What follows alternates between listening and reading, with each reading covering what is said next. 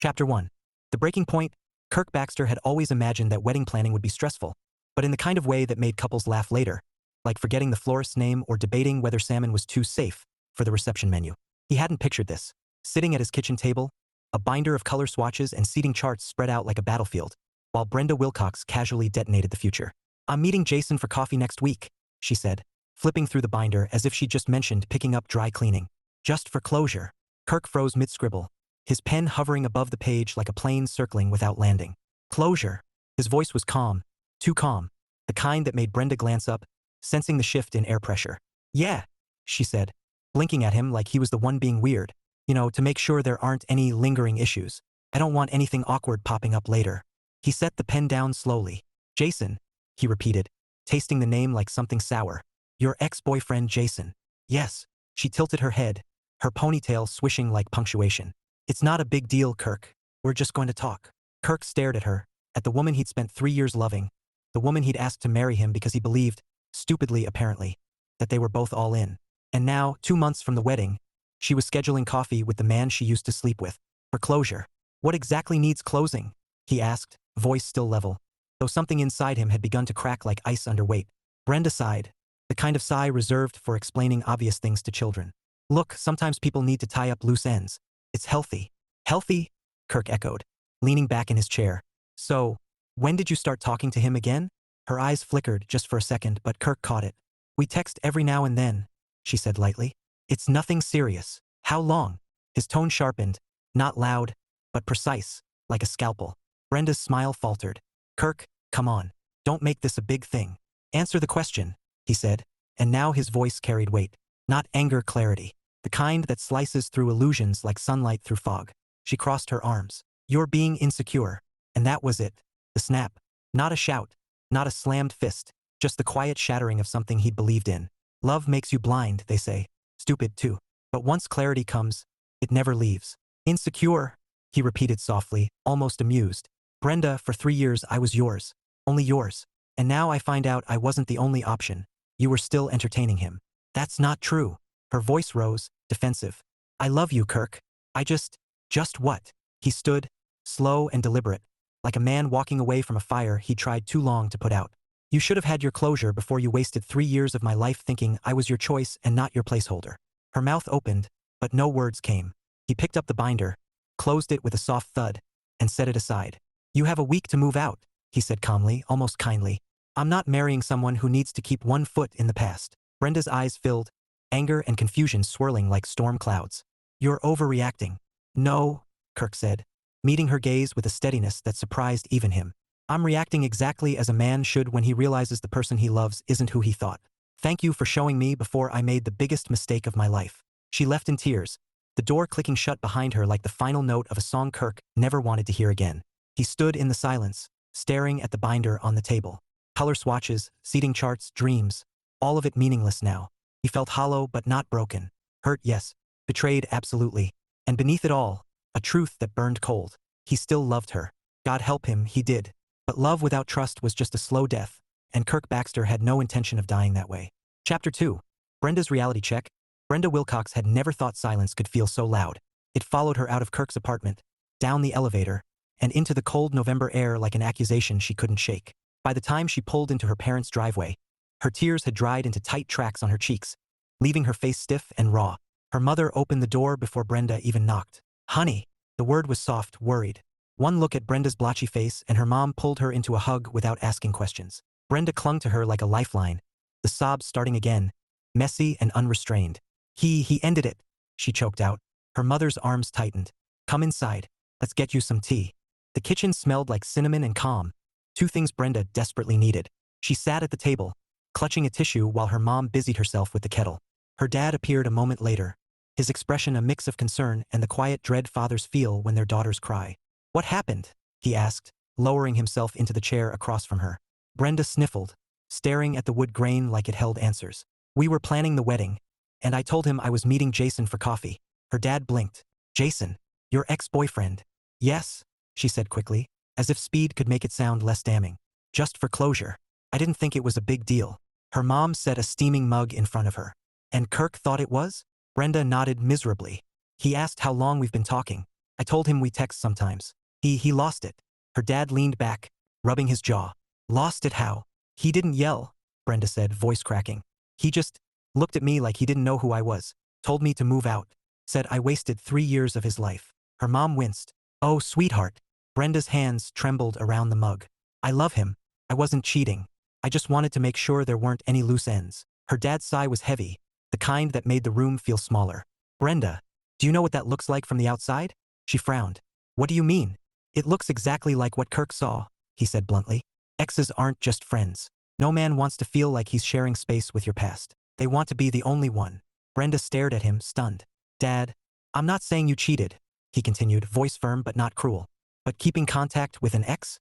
That's a red flag. And if you had to keep it secret because you knew Kirk wouldn't like it, he let the sentence hang like a verdict. Her mom chimed in gently, honey, that's when you know you're doing something wrong. If it needs to be a secret to prevent a fight, you already know it's crossing a line. Brenda's throat tightened. She hadn't thought of it that way. She told herself it was harmless, that Jason was just a friend now. But when her dad asked why she never mentioned it to Kirk, the answer hit her square in the chest. Because she knew he wouldn't understand. And if she knew that, maybe she'd known all along it wasn't innocent. Brenda pressed her palms to her eyes, fighting fresh tears. I didn't want to hurt him. Her dad's voice softened. I believe you, but intentions don't erase impact. Her mom reached across the table, squeezing her hand. What do you want to do? I want to fix it, Brenda whispered. I want him to know I didn't cheat. That I love him. Her dad gave her a look that was equal parts sympathy and realism. Then you'd better figure out how to prove it. Because right now, all he sees is betrayal.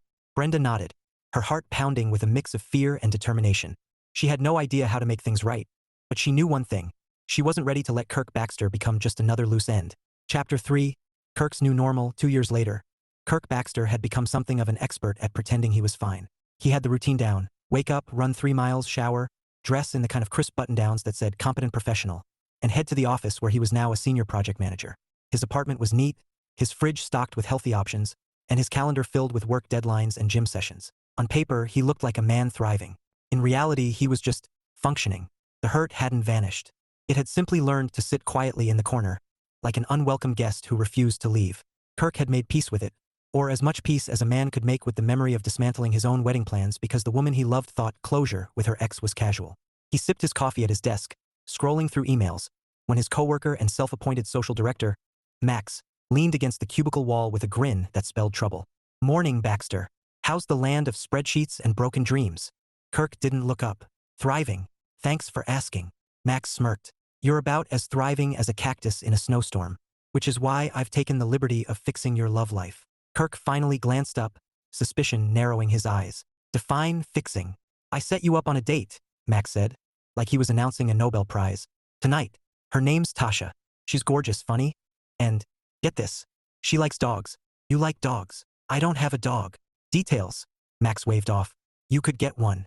Bond over hypothetical puppies. Kirk leaned back in his chair, folding his arms. Max, I appreciate the effort, but, no buts, Max interrupted, wagging a finger. You've been single for 2 years. 2. That's like a century in dating years. You need to get back out there before you start naming your houseplants. I don't have houseplants either. Exactly, Max said triumphantly. You're one sad ficus away from becoming a cautionary tale. Kirk sighed, rubbing his temple. Fine, 1 date. But if she's a serial killer, I'm haunting you. Deal, Max said, already texting. 7 o'clock. Wear something that says, I'm emotionally available. Not, I'm still bitter about Brenda. Kirk shot him a look. Thanks for the reminder. Max grinned. Anytime, buddy. That night, Kirk found himself sitting across from Tasha at a trendy little bistro downtown. She was, as advertised, gorgeous and funny. She laughed easily, told stories about her job in marketing, and asked him questions about his work. On paper, it was perfect. In practice, Kirk felt like he was watching himself from a distance, like an actor reading lines in a play he hadn't auditioned for.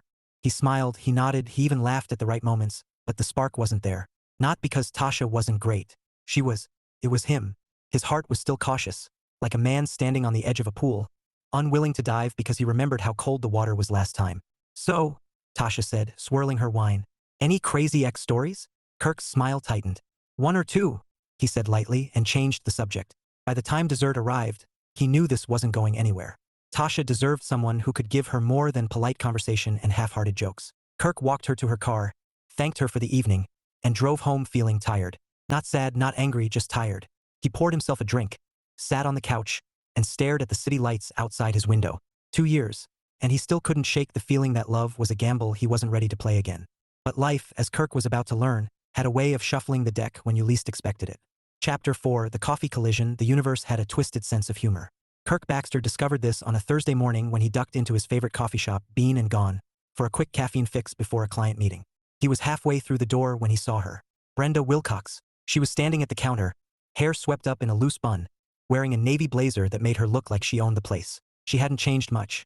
Still effortlessly put together, still radiating that calm confidence that used to make him feel like the luckiest man alive. Except now, the sight of her hit him like a sucker punch. 2 years. 2 years of silence. And here she was, ordering a caramel latte like nothing had happened. Kirk considered retreat. He could turn around, pretend he'd forgotten his wallet, and vanish before she noticed. But fate or bad timing wasn't on his side. She turned, cup in hand, and froze. Kirk? Her voice was soft, surprised, and painfully familiar. He forced a smile that felt like wearing shoes 2 sizes too small. Brenda. For a moment, they just stared at each other, the hum of espresso machines filling the silence. Then Brenda smiled, tentative like testing thin ice. Wow, it's been a while. 2 years, Kirk said before he could stop himself. Smooth, Baxter. Real smooth. She laughed lightly, though it didn't reach her eyes. Right? 2 years. He stepped forward, because standing in the doorway like a creep wasn't helping. You back in town?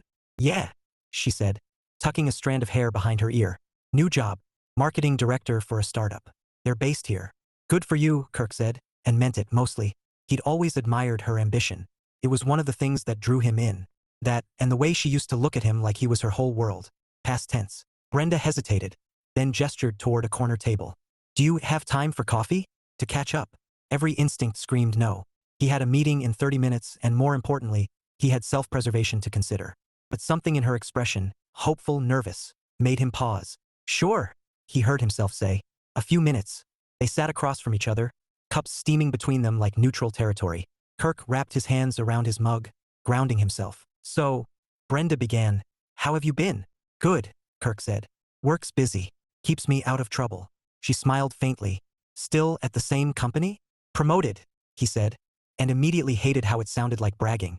Senior project manager now. That's great, she said warmly. You always were good at what you do. He nodded, unsure what to do with the compliment. Silence stretched, awkward and heavy, until Brenda broke it. Kirk, I've wanted to reach out before, to explain, but I didn't know if you'd want to hear from me. He stared at her, the old hurt stirring like embers. Explain what? That coffee with your ex wasn't a big deal. Her cheeks flushed. It wasn't, I swear. I never cheated on you. Kirk's jaw tightened. Brenda, it wasn't about cheating. It was about trust. About the fact that you thought meeting him was normal when we were planning a wedding. I know, she said quickly, eyes shining. I was stupid. I didn't think it through. I just wanted to make sure there were no loose ends. He gave a short laugh, humorless. Loose ends? We were 2 months from saying vows. Brenda flinched, and guilt flickered across her face. I'm sorry, she whispered. I really am. Kirk looked at her for a long moment, then glanced at his watch. I have to go, he said, standing. Meeting. She nodded, biting her lip. Maybe we could talk again? When you're ready. He hesitated, then shrugged. We'll see. As he walked out, coffee in hand, his heart thudded like a drum. He told himself it was anger, not hope, but deep down he wasn't sure. Chapter 5, The Setup. Kirk Baxter had exactly 2 rules for surviving social events. 1. Keep conversations short. 2. Avoid ex-fiancés at all costs. Rule number 2 was about to be obliterated. Come on, Baxter, Max said, steering him through the glass doors of the downtown hotel ballroom like a man delivering a reluctant groom to the altar. It's for charity, networking, free food, and bonus. You might meet someone who doesn't ghost you after 1 date. I didn't get ghosted, Kirk muttered, adjusting his tie. We mutually agreed it wasn't a fit. Translation. She ran, Max said cheerfully. Anyway, tonight's about fun. Loosen up. Kirk scanned the room. White tablecloths, glittering chandeliers, people in cocktail attire sipping champagne. He could handle this. Smile, nod, donate to the silent auction, leave early. Easy. Then he saw her. Brenda. Standing near the stage, laughing with a group of people like she belonged there, which apparently she did. Kirk's stomach dropped like an elevator with cut cables. Max, he said slowly. Why is Brenda Wilcox here? Max blinked. Brenda? All right. She's on the planning committee. Didn't I mention that? No, Kirk said flatly. You didn't. Well, Max said, clapping him on the shoulder. Consider it fate. Fate needs better hobbies. Kirk muttered. Brenda spotted him before he could escape. Her smile faltered for a fraction of a second, then returned polished, professional. She excused herself from the group and walked over, heels clicking like countdowns. Kirk, she said, voice warm but cautious. Hi. Brenda, he replied, keeping his tone neutral. Small world. Not that small, she said lightly. I helped organize this. Of course you did, Kirk said before he could stop himself. She always had a knack for being in the center of things. Awkward silence stretched until Max, oblivious as ever, swooped in like a game show host. Brenda, perfect timing. We need 2 more people for the trivia fundraiser. You and Kirk, dream team. No, Kirk said immediately. Yes, Max said, ignoring him. It's for charity. Don't be a Grinch. Brenda's eyes sparkled with something. Amusement? Challenge? I'm in, she said. Unless Kirk's afraid of losing. Kirk narrowed his eyes. Fine. The trivia game was chaos. Tables shouting answers, volunteers running around with score sheets, and Kirk sitting next to Brenda, trying to focus on questions instead of the scent of her perfume. Familiar, maddening. Category: pop culture. The host announced. What actor played the lead in The Notebook? Brenda leaned in. Ryan Gosling. Kirk blinked. You didn't even hesitate. It's Ryan Gosling, she said, grinning. Come on, Kirk. Live a little. He scribbled the answer, muttering. This is ridiculous. Next question. What year did Friends premiere? Brenda whispered. 94.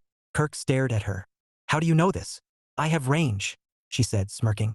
By the end of the round, they were laughing, actually laughing, over a debate about whether a hot dog was a sandwich. For a moment, it felt almost normal. Almost.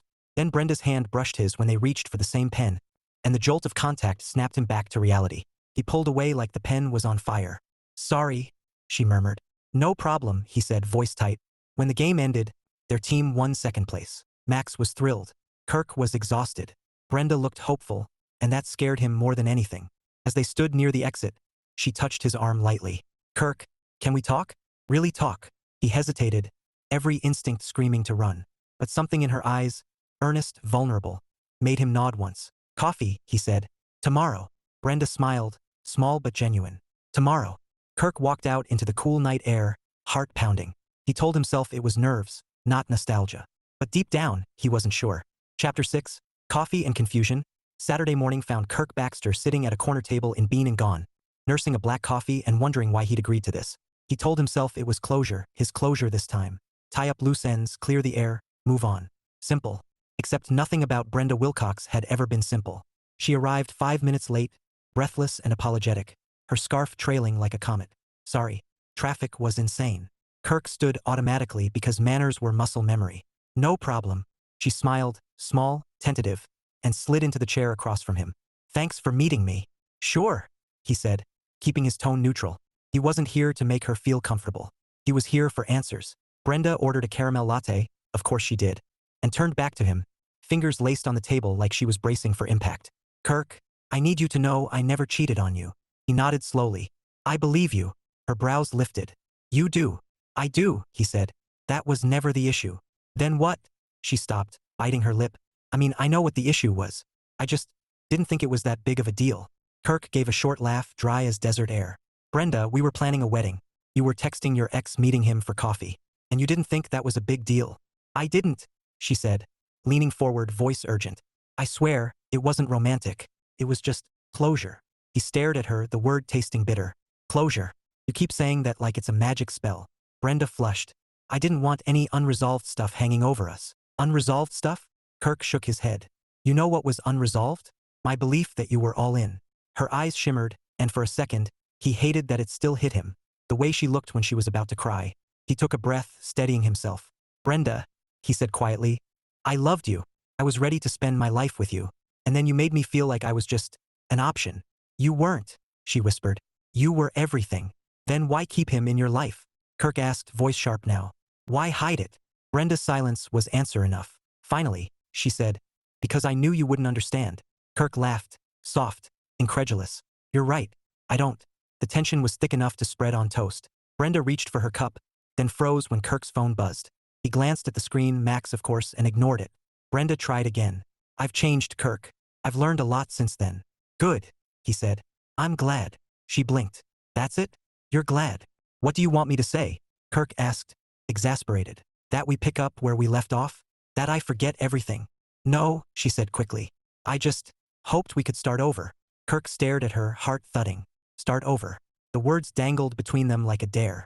Before he could respond, a barista appeared with a tray and promptly spilled an entire iced mocha across the table. Brenda yelped, Kirk jumped back, and the barista stammered apologies while mopping up the mess. By the time the chaos subsided, the moment was gone, replaced by damp napkins and awkward laughter. Guess the universe has opinions, Kirk said dryly. Brenda smiled faintly. Maybe it's telling us not to rush. Maybe, Kirk said, though he wasn't sure if that was relief or disappointment curling in his chest. As they walked out together, Brenda touched his arm lightly. Think about it? He hesitated, then nodded once. I'll think. She smiled, hopeful, fragile, and headed to her car. Kirk watched her go, feeling like a man standing at a crossroads with no map. Chapter 7. The coffee date. Kirk Baxter had agreed to meet Brenda for coffee against his better judgment. He told himself it was closure, ironic, considering that word had detonated his life 2 years ago. But when Brenda texted, asking for just a conversation, something in him said yes before his brain could veto. Now he sat at a corner table in a quiet cafe, nursing a black coffee like it was armor. The place smelled of roasted beans and cinnamon, soft indie music humming in the background. Kirk checked his watch. 2 minutes early. He hated that he cared. The door opened, and there she was. Brenda Wilcox looked different, not dramatically. Still the same chestnut hair, the same warm brown eyes, but there was something quieter about her now, less polished, more real. She wore a simple sweater and jeans, no makeup except a swipe of lip balm. For a second, Kirk felt the old ache stir, then shoved it down. Hi, she said, approaching with a tentative smile. Hey. He stood, because manners were muscle memory, and gestured to the chair across from him. Coffee? Latte, she said, setting her bag down. Thanks. They sat. Silence stretched like a taut wire until Brenda broke it. You look good, she said softly. Kirk gave a half-smile. You too. Another pause. Brenda wrapped her hands around her cup like it could anchor her. I've wanted to talk to you for a long time. 2 years qualifies as long, Kirk said, tone dry but not cruel. She winced. I deserve that. He shrugged. So talk. Brenda took a breath. I'm sorry, Kirk, for everything, for how I handled things, for hurting you. Kirk stared at her, the words landing like pebbles on a frozen lake, rippling, but not breaking through. Why now? Because I've spent 2 years realizing how stupid I was, she said, voice trembling. I thought meeting Jason was harmless. I thought you'd understand. I didn't see how it looked, how it felt to you. And when you asked me why I kept it secret, she swallowed hard. The answer hit me later, because I knew you wouldn't approve. And if I had to hide it, that meant I was wrong. Kirk said nothing, watching her twist the sleeve of her sweater like it held all her guilt. I didn't cheat on you, she whispered. Not once, but I broke your trust, and that's just as bad. Kirk leaned back, arms crossed. You're right. It is. Her eyes glistened. I loved you, Kirk. I still. She stopped, biting her lip. I just want you to know that. He exhaled slowly, staring at the swirl of steam rising from his cup. Brenda, I loved you too. Hell, part of me probably still does. But trust isn't something you glue back together and pretend it's new. Once it cracks, it's always there. I know, she said, voice barely audible. But I've changed. I've learned. I'm not that person anymore. Kirk looked at her then, really looked. She wasn't the same woman who breezed through life assuming everything would bend to her will. There was humility now and maybe a little scar tissue. He understood that feeling. I believe you, he said finally. But believing you doesn't erase what happened. Brenda nodded, tears slipping free. I'm not asking you to forget.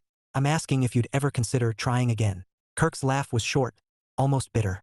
You don't make things easy, do you? She smiled through tears. Never did. For a moment, they just sat there. Two people tangled in history and hope, the smell of coffee wrapping around them like a fragile truce. Kirk didn't answer her question, not yet. But he didn't walk out either. And maybe, for now, Chapter 8, Friends Intervene. Kirk Baxter had never been a fan of interventions. They always felt like ambushes disguised as concern. Tonight was no exception.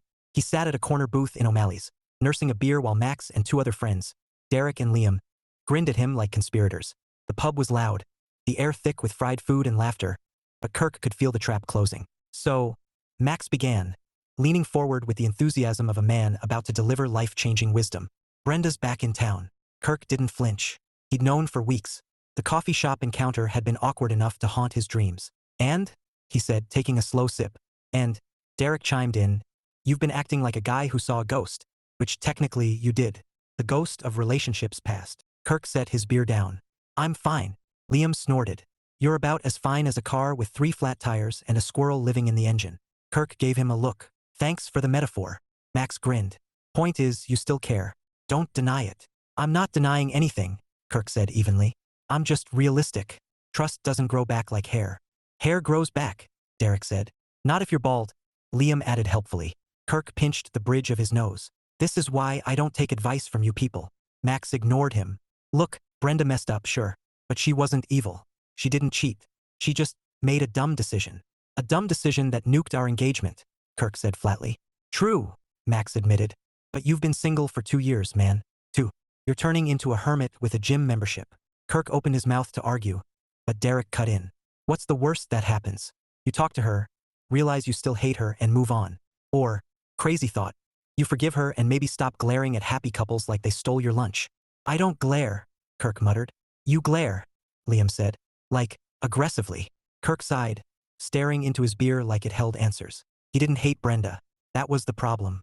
He hated what happened, hated the crack in the foundation, but the feelings? They were still there, stubborn as weeds. Before he could respond, Max slapped the table. Great. Glad we all agree. You're going to talk to her. I didn't agree, Kirk said. Details, Max said with a grin that made Kirk want to throw his beer at him. Across town, Brenda sat in her apartment with her own intervention squad. Her best friend, Claire, and her cousin, Jenna. Both were armed with wine and unsolicited opinions. You need to move on, Claire declared, topping off Brenda's glass. Kirk's clearly still bitter. He's not bitter, Brenda said, though the memory of his cool, polite tone at the coffee shop suggested otherwise. He's cautious. Cautious is code for still mad, Jenna said, scrolling through her phone. Honestly, Bren, you didn't cheat. You just forgot the golden rule. Brenda groaned. Which is? Exes are radioactive, Jenna said. You don't touch them. You don't breathe near them. You definitely don't have coffee with them while planning a wedding. Brenda buried her face in her hands. I know. I was stupid. Claire softened, patting her arm. You weren't stupid. You were naive. But you've grown. You're not that girl anymore. Brenda lifted her head, eyes bright with determination. I need to make him see that. Jenna smirked. Then stop texting him like you're writing a legal brief. Be real. Be funny. Be you. Brenda nodded slowly. Okay. No pressure. Claire grinned. Oh, tons of pressure. But you've got this. Kirk didn't know it yet, but the universe and his meddling friends were about to make sure he and Brenda collided again. And this time, there would be no polite small talk to hide behind. Chapter 9. The turning point. Brenda Wilcox had never been good at grand gestures. She wasn't the type to hire a flash mob or plaster billboards with declarations of love. But as she stood in the aisle of a small bookstore clutching a leather-bound journal, she realized that maybe sincerity didn't need fireworks, it just needed truth. She bought the journal, spent 3 nights filling its pages with everything she'd never said. Apologies, explanations, memories of the good days, and the hardest part, admitting where she'd gone wrong. No excuses, no justifications, just honesty. When she finished, she slipped the journal into a simple gift bag and stared at it like it might bite. This was her gamble. If Kirk read it, maybe he'd understand. If he didn't, well, at least she tried. Kirk wasn't expecting company when his doorbell rang that Saturday afternoon. He'd planned on a quiet day, laundry, football, maybe a nap. Instead, he opened the door to find Brenda standing there, clutching a bag like it contained her last shred of hope. Hi, she said, voice soft, eyes uncertain. Kirk's chest tightened. 2 years, and she still had the power to knock the air out of him. He stepped aside wordlessly, letting her in. The apartment was different now. Sleeker, more minimalist, as if he'd stripped away anything that hinted at shared life. Brenda noticed, but said nothing. She set the bag on the coffee table and turned to face him. I know you don't owe me anything, she began, hands twisting nervously. But I need you to know. I didn't cheat on you, Kirk. Not then, not ever. He studied her, expression unreadable. Brenda, please, she said quickly, holding up a hand. Just let me finish. She told him everything. How her father's blunt words had gutted her. How she'd realized secrecy was its own kind of betrayal. How she'd spent 2 years replaying that conversation in her head until the edges were thin. Her voice cracked once, but she kept going, because if she stopped now, she'd never start again. When she was done, she pushed the bag toward him. It's all in there, she said. Everything I couldn't say then. You don't have to read it. You don't have to forgive me. I just needed you to know. Kirk stared at the bag like it was a live grenade. Part of him wanted to toss it in a drawer and forget it existed. Another part, the part that still remembered her laugh, her warmth, the way she used to fit against him like home, wanted to rip it open and devour every word. Instead, he said quietly, Why now? Brenda swallowed hard. Because I'm tired of living with ghosts, and because I still love you. The words hung between them, heavy and fragile. Kirk felt something shift inside him. Not the clean snap of clarity like before, but a slow, grinding movement, like tectonic plates deciding whether to collide or drift apart. He picked up the bag, weighing it in his hands. I don't know what this changes, he admitted. I'm not the same guy I was. I know, Brenda said softly. Neither am I. For a long moment, they just stood there, two people on opposite sides of a chasm they'd both helped dig. And then Kirk nodded almost imperceptibly. I'll read it, he said. Brenda's breath hitched, hope flickering like a candle in wind. She nodded, turned toward the door, and paused. Thank you, she whispered, and then she was gone. Kirk sat on the couch, staring at the journal like it held the answer to a question he wasn't sure he wanted to ask. Outside, the city hummed, oblivious to the quiet war inside his chest. Chapter 10. The Big Conversation. Kirk Baxter had read the journal twice. The first time he skimmed, half defensive, half curious, looking for excuses, for loopholes, for anything that would confirm what he believed for 2 years, that Brenda Wilcox had betrayed him. He didn't find it. What he found instead were pages soaked in regret, honesty, and something that felt uncomfortably like love. The second time, he read slowly, letting the words settle like dust on old furniture. By the end, he wasn't sure if he felt lighter or heavier. All he knew was that the journal had cracked something open, a door he'd welded shut. So when Brenda texted, "Can we talk? Just once, face to face?" Kirk stared at the screen for a long time before typing back, "Tomorrow, my place." Brenda arrived at noon, clutching her coat like armor. Kirk opened the door, and for a moment, neither spoke.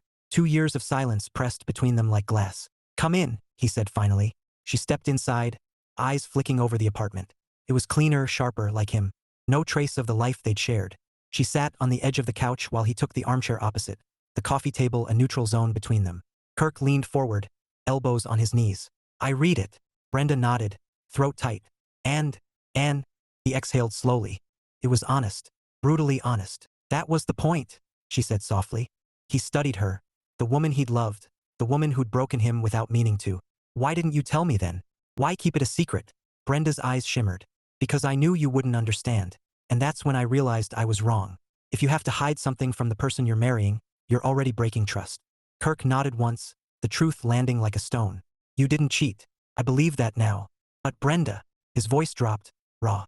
"You shattered something in me. I spent 3 years thinking I was your choice. Turns out, I was just the safest bet." Her breath hitched. "You weren't a bet. You were everything. I was stupid, Kirk. I thought I could control the narrative, keep everyone happy. I didn't see what it looked like from your side until it was too late." Silence stretched, heavy but not hostile. Kirk rubbed his jaw, searching for words that didn't sound like accusations or surrender. "I still care about you," he admitted finally. "God help me, I do. But trust, that's not something I can snap back into place." Brenda nodded, tears slipping free. "I'm not asking for everything, just a chance to prove I've changed." Kirk looked at her, really looked. She wasn't the same woman who'd walked out 2 years ago. There was humility now, and strength in the way she owned her mistakes. And maybe, just maybe, he wasn't the same man either. "What does that even look like?" he asked quietly. "Starting over?" Brenda swallowed hard. "Coffee, conversations, no pressure, no timelines, just 2 people trying again." Kirk sat back, the weight of choice pressing on his chest. He could walk away, safe, predictable, lonely. Or he could take the risk, knowing the past would always cast a shadow. Finally, he nodded. "One coffee," he said. "Tomorrow." Brenda's smile trembled, fragile but real. "Tomorrow," she echoed. And for the first time in 2 years, Kirk felt something stir. Not certainty, not forgiveness, but possibility. It wasn't perfect. It wasn't easy. But maybe love wasn't supposed to be either. Chapter 11. The Leap. Kirk Baxter had never been more aware of his heartbeat than he was tonight. It thudded like a drum as he stood outside the little Italian restaurant Brenda had chosen. A cozy place with warm lights and the smell of garlic that could make a cynic believe in romance again. He'd read the journal. Every word. Twice. Some pages had gutted him. Others had stitched something back together he didn't know was still torn. It didn't erase the past, but it made sense of it. And maybe, just maybe, it opened a door he thought was welded shut. Brenda was already inside, sitting at a corner table, her hands wrapped around a glass of water like it was an anchor. When she saw him, her smile was tentative, hopeful, and Kirk felt something inside him soften. "Hi," he said, sliding into the seat across from her. "Hi," she echoed, voice barely above a whisper. For a moment, silence stretched between them. Not awkward, but heavy with everything unsaid. Then Kirk cleared his throat. "I read it," he said. Brenda's breath caught. And, he exhaled slowly. "It hurt, but it also helped. You were honest. Brutally honest." "I had to be," she said quietly. "You deserved that." He nodded, studying her face. The same face he'd loved. The same face that had haunted him. "I don't know if I can forget what happened," he admitted. "But I think I can forgive." Brenda's eyes shimmered. And for the first time in 2 years, Kirk felt the weight on his chest ease, just a little. I'm not asking for everything back, she said. Just a chance to start over. No ghosts, no secrets. Kirk smiled faintly. You make it sound simple. It's not, she said, and then, because Brenda had always had a streak of humor that surfaced at the strangest times, she added, but hey, at least we already know each other's coffee orders. Kirk laughed, the sound startling him with its ease. True. The waiter arrived, menus in hand, and for a while they talked about safe things, food, work, the weather. But underneath, something new was taking root. Not the reckless passion of before, but something steadier. Something earned. Later, as they walked out into the cool night air, Kirk reached for her hand. Brenda's fingers curled into his like they'd been waiting all this time. Dinner was good, she said softly. Yeah, Kirk replied. Better than closure. She laughed, and the sound was like sunlight breaking through clouds. They stood there for a moment, the city humming around them, and Kirk realized that maybe love wasn't about never getting hurt. Maybe it was about choosing to leap anyway, even when you knew the fall could break you. And tonight, for the first time in a long time, Kirk Baxter jumped. Epilogue. Eyes wide open, 6 months later, Kirk Baxter sat in a corner booth of a sunlit coffee shop, the same one where everything had started to unravel years ago. Only now, the air felt different, lighter, warmer, like spring after a long winter. Across from him, Brenda Wilcox was laughing at something on her phone, her hair falling forward in a way that made him want to reach out and tuck it behind her ear. On the table between them lay a wedding magazine, its glossy pages fanned open to an article titled, Planning Without Losing Your Mind. Kirk smirked at the irony. Think we can manage that? He asked, sipping his coffee. Brenda grinned, eyes sparkling. We've already survived worse, he chuckled, leaning back in his chair. True, though I'm vetoing any section that suggests closure coffee dates. She laughed so hard she nearly spilled her latte. Deal. For a moment, they just looked at each other, and Kirk felt something settle inside him. Not the reckless certainty of the first time, but a steadier kind of faith. They weren't rushing. They weren't pretending. They were planning with eyes wide open, scars and all. Brenda reached across the table, her fingers brushing his. You know, she said softly, I used to think love was about finding someone perfect. And now, Kirk asked, now I think it's about finding someone who's willing to do the work with you, she said. Even when it's hard. Kirk squeezed her hand, a smile tugging at his lips. Then I guess we're doing it right. Outside, the city hummed, oblivious to the quiet promise being made over coffee and laughter. And for the first time in years, Kirk Baxter didn't feel like he was pretending. He felt like he was home.